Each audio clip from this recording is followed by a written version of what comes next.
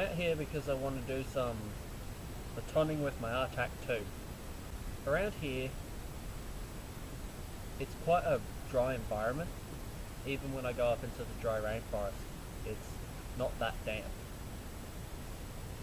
There are times in the year where we get a lot of rain, but for the most part it's quite dry.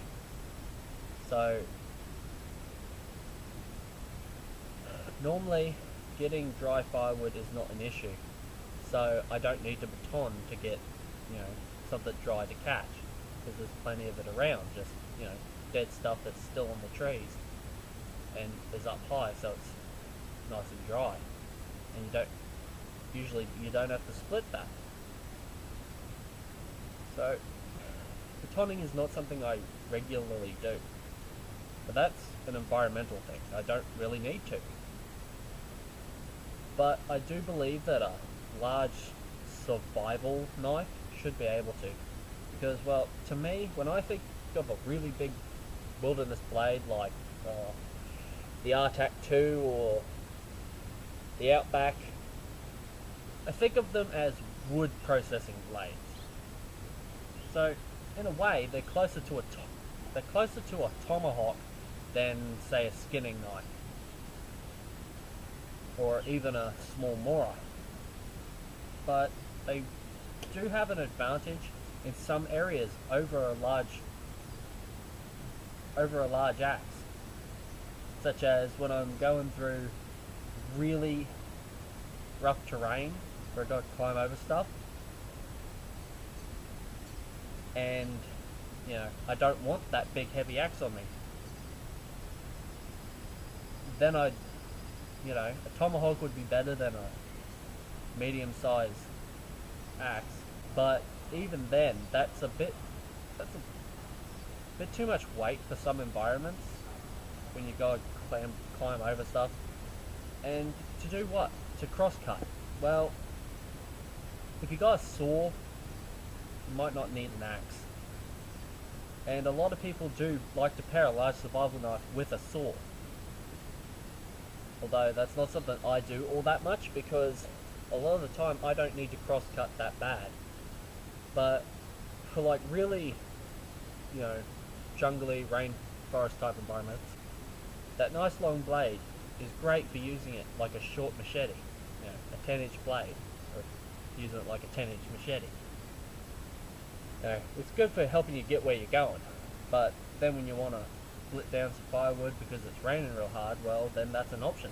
And honestly, I am going to get into tomahawks, testing them out, playing around with them, well, trying them out.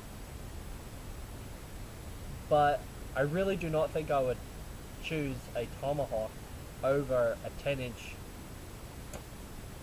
blade like an RTAK 2 or an Outback or my customized paratrooper in the kind of environment where I need something like a machete. They all have their own little environment where they excel in, and, well, a lot of people put a lot of hatred on the big survival knife. And I'm not going to tell people they need to use big survival knives, or they need to baton with them, or, all that kind of stuff. But I would hope that you would be able to acknowledge that in some environments they have their uses. And, just don't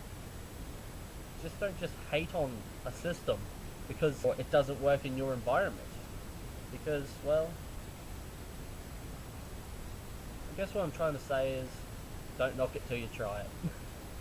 And just because something doesn't work well in your environment, or for what you do out in the woods, doesn't mean it's not going to work for someone else. And even though I don't baton, I do think a heavy wood processing knife, like a large survival knife, should be able to baton. Because in those situations, like you're in a rainforest and you use it like a machete, and it starts pouring down, and you need a fire,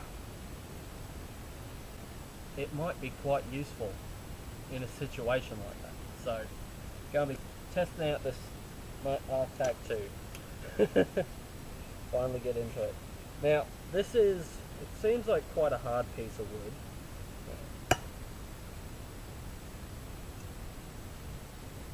Nice and red. It's,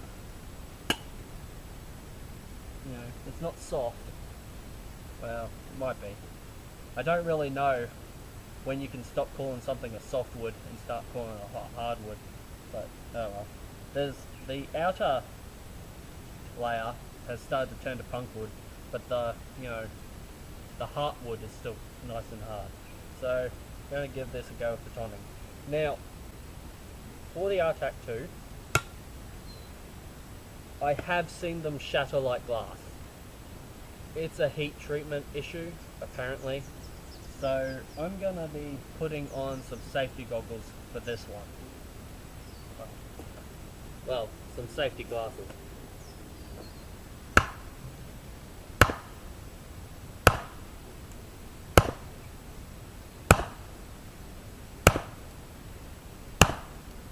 Ah, that is not a good...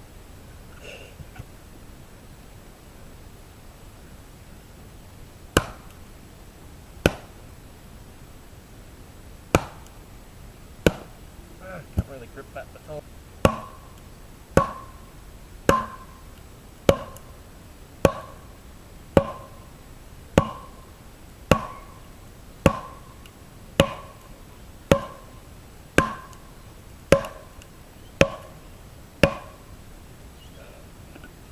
Ooh, that is in there good.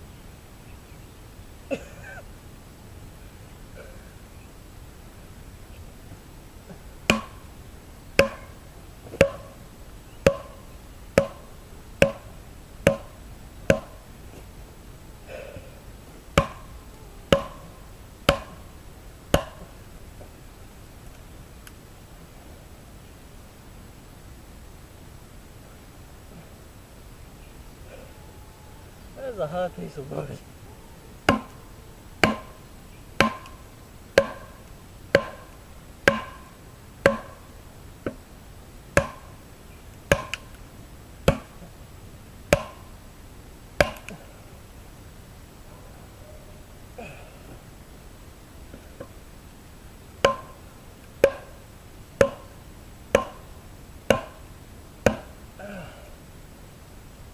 Making my hands sore.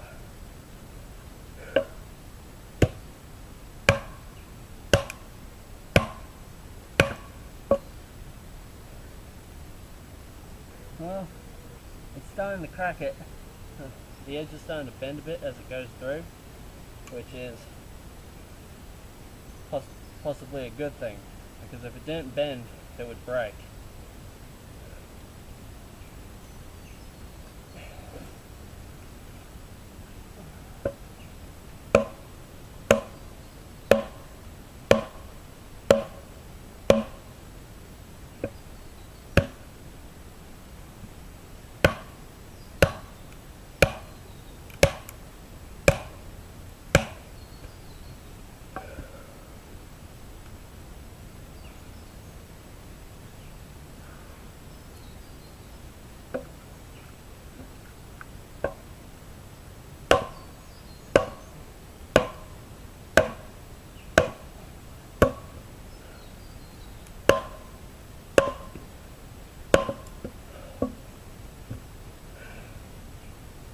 And bending a bit more.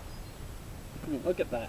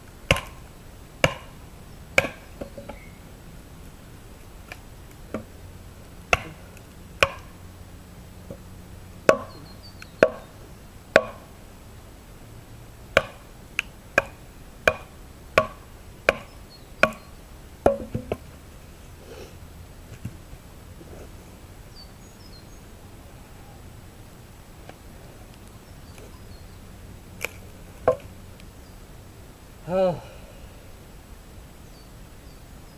And a beautiful sight. And it is straight. And I have to say, the fact that this is a full flat grind was quite nice.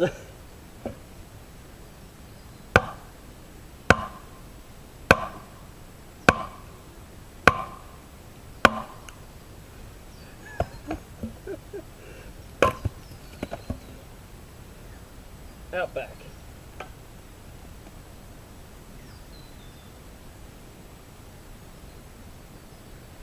Now, well, these two are closer together in size.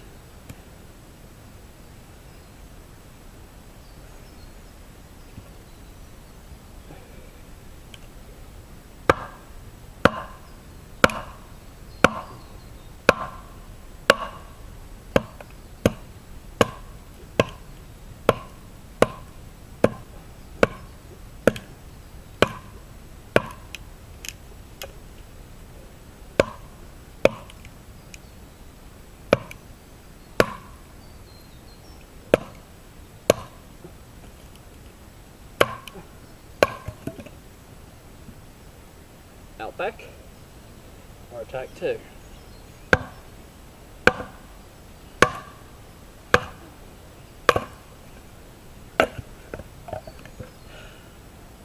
That's so weird. Oh, well, that explains a lot. The bit I went through the second time with the Outback had knot in it. RTAK 2 bit didn't. The way that the Outback widens out so quickly on account of the hollow grind can be a real pain and really hardwood, especially if it's thick, whereas the RTAK 2 will go through it a bit better because it's a full flat grind.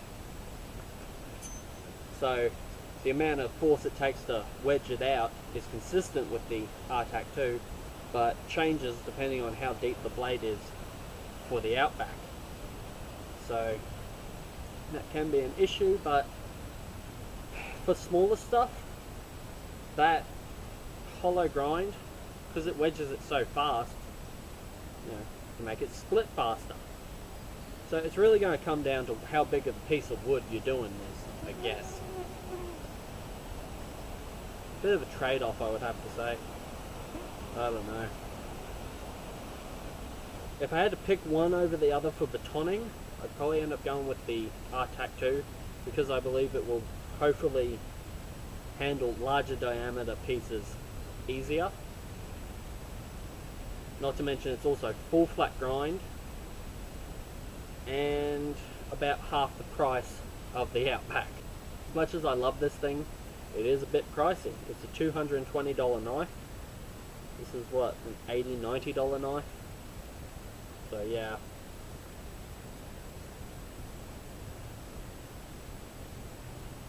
I would feel worse about destroying this than I would with this. This has more of a proven track record with batoning.